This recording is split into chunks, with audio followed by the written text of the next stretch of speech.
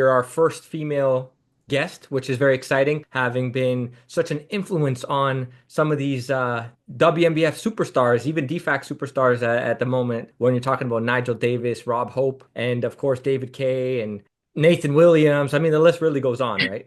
Yeah. That's Yeah. awesome. Yeah, no, I've been Which, involved with a lot. Robert Thompson as well, who was world champion, Mr. America as well. So let me ask you this.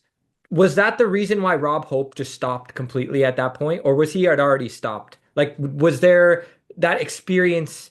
But yeah, yeah, okay, okay. yeah. Rob is a very, that's all we really want. And I think, Eric Helms, when I first contacted you, Eric Helms' interview was talking about that idea of,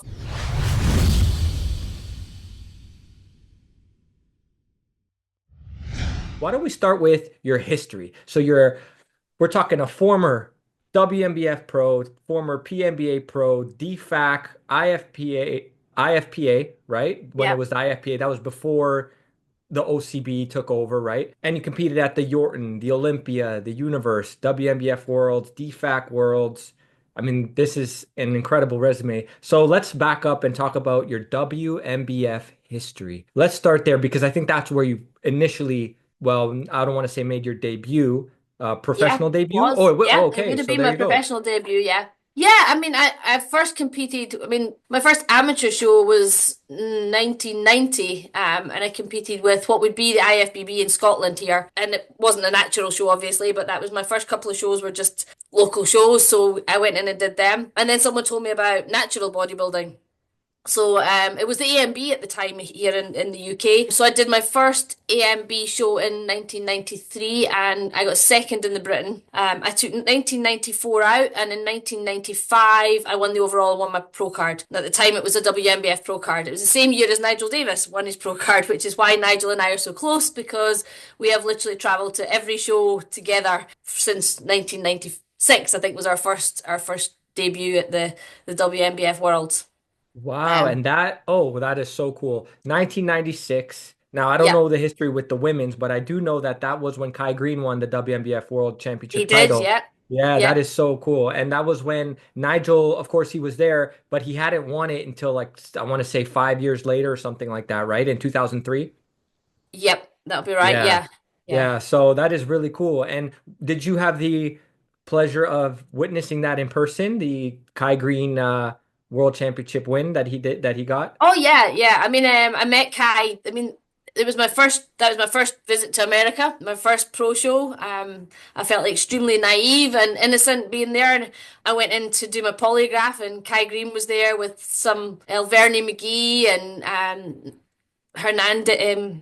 Right, Eddie Hernandez. Eddie Hernandez was there. So, I mean, these were big, big guys. And I think I was second last that year. It was a bit of a shock to my system. I'd never been anything other than first or second in the UK. And then I went out there and I think I got second last in that lineup. And I was like, that's Oh, it. Finished with bodybuilding. I'm rubbish. I'm no good.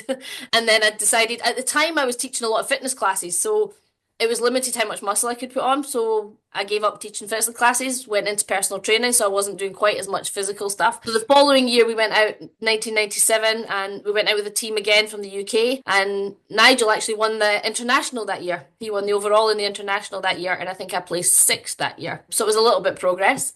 And then I think 1998, I can't remember. I crept up. I sort of went from sixth to fifth to third. yeah, Um, right. and then the last few years that I did with the WNBF, I think the worlds I did, I placed top three each time. So I was always third. So I was getting there, but not quite at the top of the game. And then the last show I did with them was in 2006. So I was with them for 10 years. And in Wow. 2006, I got fourth in the universe out in the Cayman Islands. And That that was when, was sorry, that was when you did, I believe Rob Hope was there and you did the guest he did a guest post at that point, or was that a different trip to the Caymans? no, Rob was with me, but he wasn't competing that year. He just came out as a friend Okay. for some support. And Nigel was there. David Hanna was competing. Brandon Greenwood was out and competing that year. Okay. But that was kind of the beginning of the end with me in the WNBF. It was an ongoing saga where because I ran the BNBF and competed with the WNBF as a pro, it was always you're wearing two hats and it causes problems. And it was always a standing joke within the British team because I would complain about things not being done right. And they used to say to me, I don't know why you complain, Vic, because every time you complain, you get moved down a place. So, Wow. yeah, it was just Oh, a joke. It was throwaway comments. okay, got it. Um, But there's truth to there, that, I think. There's some truth to that probably. there possibly was. Yeah. But I think that year was an interesting year because Rob and I had done our training video together called Arm Yourself, and we'd set up a website called pronaturalmuscle.co.uk or .com, and we'd sent the information to WNBF and asked if we could advertise it in the magazine, which we were told that we couldn't use the name Pro Natural Muscle because they had trademarked Pro Natural Muscle. And I Hmm. said, oh, I had managed to set up the website and done everything that I should have done. But they said, no, no, you have to, you can't use that. So, I questioned it, and one of my members of the BNBF is a lawyer, and he said, well, let me talk to them about it instead of you talking to them about it, because it always causes problems when it's personal. So I said, oh, that would be great. I'd really appreciate that. So he contacted the WNBF, at which point they wrote back to me and said, we're friends. You shouldn't have had to go to a lawyer. What did you do that for? And I said, well, they wanted us to put by permission of the WNBF on our website and on everything we did. And he said, not a good idea. So it was one of these things that was like, I didn't know what to do. The lawyer was advising me one way. And basically the WNBF came on and said, you shouldn't have done that. We're supposed to be friends. We don't need this. And I was like, okay, well, don't know what to do. When I got fourth place in the Cayman Islands, the WNBF said it's bad sportsmanship, whatever it was. I didn't think I should have got fourth. I'm not normally someone that complains. I would just get on with it. But the whole of the Cayman Islands were waiting on me when I came out the venue to apologise that I got fourth place in that show. So I thought, you know what? I've kind of had enough of this. Did you feel like you deserved first place at that show specifically, or just Um, not fourth?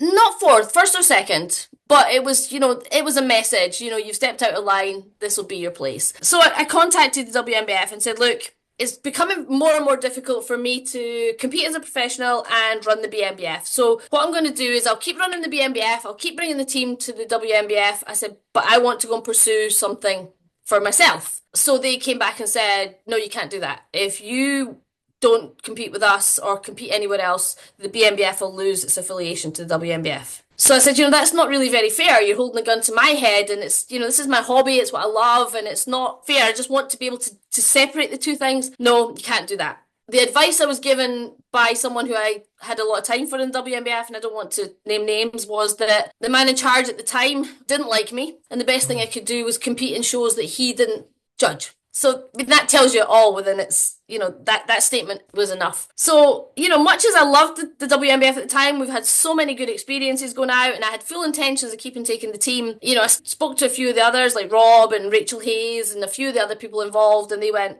no, we're not having this. You've done loads for us, Wow. so we will leave and do whatever you want, but we're not going back because it's not fair. Did you feel that they just were not supportive of you, especially with that website scenario? After that, it was a downfall from that point on. It was a downfall, but there was issues beforehand, and I always said, had things been perfect, I wouldn't have left anyway. I would have Mm. just bit the bullet and gone. But there was lots of issues. After that, they put an article in their magazine stating that I had taken the BNBF away because of bad sportsmanship. So, which I responded by explaining why I actually did take them away, and I didn't miss or mince my words. And the next thing, I was getting sued by the WNBF. Whoa, Yeah. that's new. That's fresh news to me. I had no idea that had happened. That's unfortunate. Yeah, yeah. They sent me letters, lawyers' letters, after lawyers' letters, threatening me to take me to court, suggesting that if I put a full apology and said I was lying on the website, that they would let me off, but I refused to do that. Because you weren't lying. No, I wasn't So lying. I there you wasn't go. lying. So that Yeah. okay. Just to make clear So, for the listeners, right? yeah, I had 3 years of being tortured by lawyers' letters, and I was setting up a business, I was moving house, I didn't have money to get a lawyer to defend me, so I was having to deal with lawyers' letters coming in the best way I could. And this was 3 years, and after about 2.5 years, I was not coping very well. I was finding it quite difficult. At one point, I had newspapers at the door, like taking photographs, and it was in the local newspaper, I was, starting to really struggle Wow. a little bit. Yeah, yeah, yeah, of Um, course. I used to be a lecturer in sports studies, and one of my colleagues' husband was a criminal lawyer. So she said, let me ask Jim to have a look at this for you. So I said, well, okay. She says, give me everything you've got and I'll take it home. So Jim phoned me up and he said, this is not what I do. He says, I'm a criminal lawyer. He says, however, he says, I think this guy's an arsehole. He said, so I'm going to deal with it for you. He says, so any other letters that come in, he says, you send to me. And I went, Jim, I can't afford to pay you. And he said, did I ask you to pay me? And I Mm. said, okay. He says, okay, let's go through this point by point. Can you prove each element that you've been accused? And I said, so I explained, yes, I can deal with this. We had a situation, I said, the lighting wasn't good enough at WNBF shows. He says, can you verify that? I says, yes, because we had a show where we had a light technician with us and he actually sent them a letter giving them advice and they told me to mind my own business. And he was actually just trying to Wow. be helpful. Yeah. Yeah, So there was, and they're still complaining about this lighting issue, by the way. I yeah, just I know. well, that's interesting that we're going back into the early 2000s with this light issue, and they still Yeah. have it. So that's interesting to me. Yeah, yeah. So, I mean, I had said that, the judges, a lot of the judges weren't good enough. And he says, have you got evidence of this? I says, well, yeah. I says, one of the judges is a photographer and he came to take photographs of the gym and he didn't know the compulsory poses. I Ooh. says, yeah, he's sitting on a judging panel. I says, so yeah, I can definitely verify that. There was a few other things, but we went through them and he said, no, that's cool. I can deal with that. But he says, what's the next stage? I says, well, I'm supposed to go to London to meet their lawyer to discuss what's going on. And he said, I'll go. I went, Jim, I can't afford for you to go. He says, I never asked for money. I says, I've got air miles. I can give you a flight on air miles. He went, perfect. You pay my flight on your air miles and I'll go down and deal with it. So basically he took over from then and it was brilliant because eventually they just dropped the case because I Oh, think okay. they realized that, so that was one thing. Then the next thing was I got a letter saying that I had trademarked, sorry. Well, I'm just curious. So they sued you for the reason of the website with the Natural Pro. That was the main No, reason. Oh, no, the main reason was that I had criticized their lighting, their judging, and I suggested that the man in charge was a bully and an egomaniac. and that's why they sued you. That's That was interesting. Wow. That's why Okay. they sued me. No, the website, I had trademarked Pro Natural Muscle and they challenged me on it. And I had to go to London and defend myself on that one. Oh, And I won that case as well. that's good.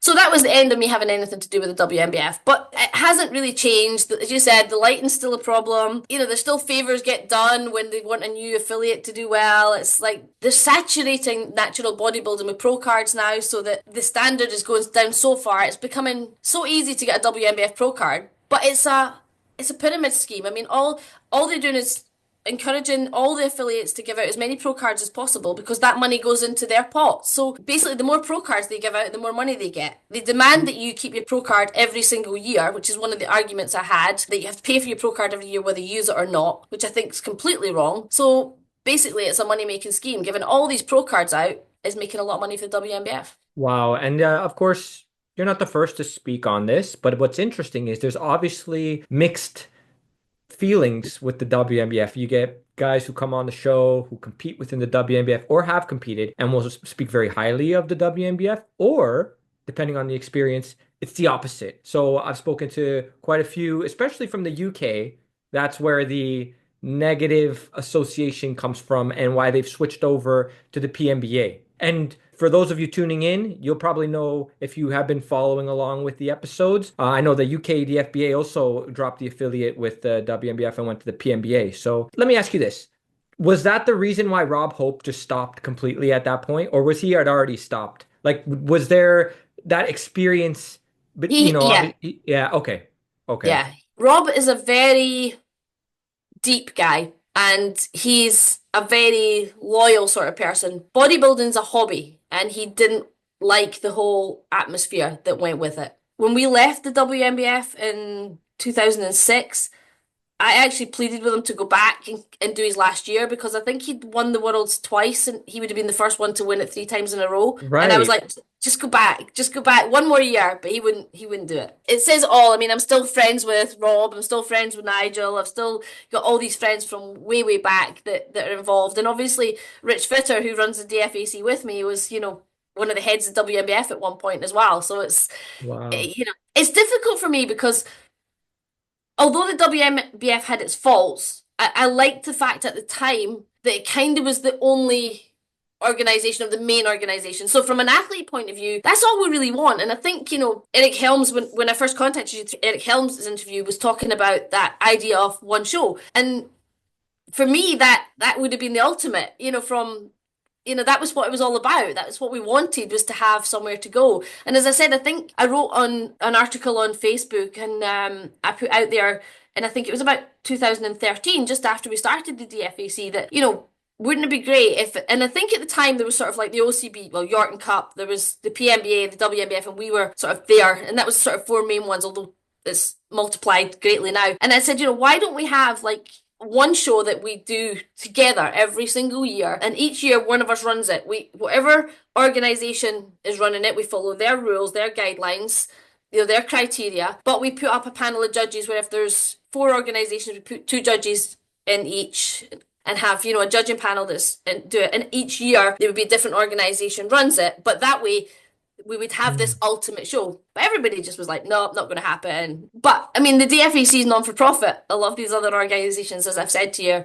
about making money, so they don't want to give up the that financial status. gain, the Yeah, interest there. And that was news to me as well when you had told me that when we spoke, obviously in the messenger. And I thought, wow, yeah. people need to know this. Those of you tuning in, if you're competing, you need to know that the DFAC is not for profit. And that's a big thing, because then you get this sense and the feeling that, okay, this is about the athlete more than it is about the money, which is also it's a valuable thing to the athlete. For the listeners who may not know, when did you transition from WNBF to PNBA and then PNBA to IFPA, or was it all kind of mixed in that same era? I mean, what was interesting was we went from WNBF to PNBA, and again, some good and some bad experiences. Things I didn't like, things I did like. Where the WNBF I left with bad feelings, and I still have bad feelings after 3 years of being hounded with lawyers' letters. I still, my feelings towards the WNBF are not very good. The PNBA is a bit different. We left on good terms. I didn't fall out with them, but what they wanted was, the structure they wanted was difficult, because with the BNBF, we have shows in the spring, and then we have a final, and then we take our athletes from the final to, it used to be WNBF Worlds, then we were going to use either the Universe or the Olympia. But then what Denny's new rule was is that you had to compete in the World Championships before you could go to the Olympia or the Universe. And that happened to be in June or something like that. And it just didn't really suit the structure of what we were doing. So I put it to him and he went, no, we can't break the rules. But it was so expensive. I mean, I think others are catching up now, but it was so expensive for the athletes to compete. The fees were just extortionate. That kind of annoyed me a little bit. I mean, I think I took 30 people out to one of the shows. All 30 paid $70 for a drug test, and 2 people got tested. There was things like that I was like, I wasn't happy with. But it wasn't major. Wouldn't have been enough to make me walk away had the structure still been okay. I think it's getting a bit silly now with the number of classes it's got. I think probably going to a show like that as a bodybuilder would be like watching paint dry for a lot of it. I mean, I'm still a bodybuilder at heart, so a lot of these watered down classes don't really float my boat. So the Olympia itself would have been a bit like, yeah, there's a million people there, but how many of them are actually bodybuilders and good? Would have been difficult, but it wasn't a fallout. It was just one of those things that structurally didn't sit in with the BNBF very well. So Matt was just at the time promoting the Yorton Cup, and I think he was trying to promote it as an international event. And I think I spoke to Matt a few times prior to joining up with the IFPA, and he spoke to me when I was arguing with WNBF because he obviously didn't like them either. And we said, we'll give the Yorton Cup a shot. So we did a couple of years at the Yorton Cup as well. And again, there was a lot of positivity about it. Matt had a really good attitude. I thought he was working really well to do the right thing for the athletes and for the sport. But I think what happened with that, it became a bit of a cattle market. Like, you were going in there as an athlete, and there would be hundreds of athletes, and you were just getting rattled through. You weren't getting time on stage. I mean, at one point, I think one of the Yorton Cups we did, you did your routine one after the other, and they didn't even have it split into classes, so they weren't judging the routine. It became, you were kind of like, this is not great. The drug testing wasn't good enough. I think at one point Dave Kaye was with me, and I don't think I was competing that year, but he just came straight from the drug testing and said, Vic, if I fail this drug test, I'm not accepting the result. He says, the people doing the test have just literally laid all the cups down in a row and the paperwork beside it. He said, it's not good enough. And I said, okay, I'll Oh, speak. So that was one disorganized. issue. Very disorganized. So basically, so just so people don't miss this, what could have happened there is that someone's urine gets placed with someone else's paper. So Well, basically, Dave handed his urine over and they handed him Ben Tennyson's paperwork. Okay, so yeah. So that's a Yeah. problem. So That's a he big problem. immediately they came out and said, Vic, if I fail, I'm not accepting it. And I said, okay, fair enough. We'll deal with that if it happens. So I don't know what the situation was, but That's the OCB, biggest by the problem, way, right? OCB or yeah. Well, it's IFPA at urine the cup, so time. it's IFPA. IFPA at the time, which Yeah. completely fizzled out now. That's not even a thing anymore Yeah. for those tuning in. It's now the OCB controls the Yorton Cup. Yeah. Yeah. And I Complete. haven't had anything to do with them, so I wouldn't just Yeah, yeah, make yeah. judgment on what they're doing now. So Fair enough. this is why we left at the time. I think that the last time we competed there was 2011, and Ben Tennyson's wife Chipper, was an IFBB pro figure and a WNBF pro figure, was judging, and Kerry Napier from the UK was judging. And when they sat down to judge the pros, they had no judging sheets. They were told Oh, just to write it down on a piece of paper. When they announced two of the results, Chipper said, "Don't know how they managed to get that result because my sheets are still in my bag. They didn't even ask for them." So I was like, okay, so we've left the WNBF.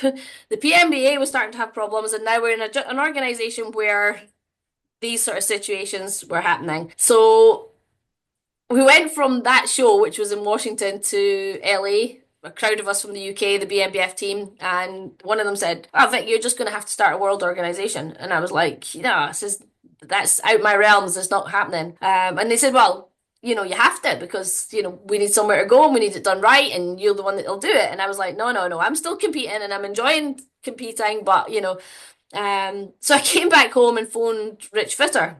He had just not long left the WNBF, and I'm really fond of Rich. He's one of the nicest guys in the sport. He's got a heart of gold. I mean, he's loved by most people in America that know him. So I messaged and phoned him and said, "Can I have a chat with you?" And he said, "What is it?" And I told him what we'd been through, and I said, "People are suggesting we do something." And I said, "But I can't do it on my own. I need somebody over there, and I need somebody that people trust." And I said, "And you the ideal person?" And he said, "Can I ask my wife?" I said, "Yeah, of course." So he messaged me back and he said, "Yeah, let's do it." So he came up with the name, he came up with the color schemes. It was, a lot of it was his idea. So in November 2011, I flew to New York and met with him and Mike Lepowski in the NFL offices, and we sat down and talked about what we were going to do. And the things that we talked about was the fact that we wanted to make sure that we were fair, we were non-for-profit. We wanted to make sure that we had judges that knew the sport, had been involved in the sport. We wanted to have a judging panel that was international if we had international competitions, and we wanted transparency. We wanted people to be able to see what we're about. And to be fair, we took off really quite quickly. I mean, within a little while we were gaining traction, and we had, I mean, our first 2 years we had Patricia Payne, I think she called now Patricia Beckman at the time, but Patricia Payne, Siobhan came and got involved. So we had Robert Johnston was there, Will Usher. We had a huge number of really good athletes got involved. Alex Ellis. I mean, we were like blown away by the fact that these people came to us and seemed to love what we were doing. So that was us. So that was us on the role of DFAC. That's amazing. Let me ask you this. You mentioned the NFL offices before we continue. Yeah. Why, what was that? What's the story there? Somebody that Rich knew Oh, okay. worked in the offices. That's So we cool. got to go in and go around the NFL offices, which was a buzz. Yeah, I bet. I bet. So for those that don't know, at the time when you were competing, if we go back for a second, at that time, what was the biggest event of natural bodybuilding? Let's say from the 1990s to 2005. Was it the WNBF Olympia or was it Worlds at that time? Worlds. WNBF Worlds Worlds. was definitely bigger, Okay. yeah. So it was much bigger at that time. And Okay. respected. Yeah. Oh, okay. All right, that's interesting to me. Do you have any feedback on that as far as why you think that might have been? Was it just the sheer numbers of athletes that were I there? think it was just at the time they had, probably because of the magazine and because of the amount of athletes they had, that athletes were strong. What they did was good. I mean, and that's what I'm saying. I'm not going to be negative about certain aspects because they did have, an organization where you had to get your pro card, you had to get there, and it was difficult and it was hard and it was a challenge, which is what I liked. But even within the WNBF now, they have so many pro cards getting given out. I mean, there's WNBF pros that wouldn't win a qualifier with the BNBF. Everybody thinks, "Oh, it's great to get a pro card," and I'm like, but what happens if you just keep giving out pro cards? Even our pro cards will become weaker because there's so many pro cards given out that the people winning legitimately will not be as good as they would be because Britain's too small. We're going to end up with everybody's going to be pro. I mean, I think it's getting to the stage where we should just give everybody a pro card.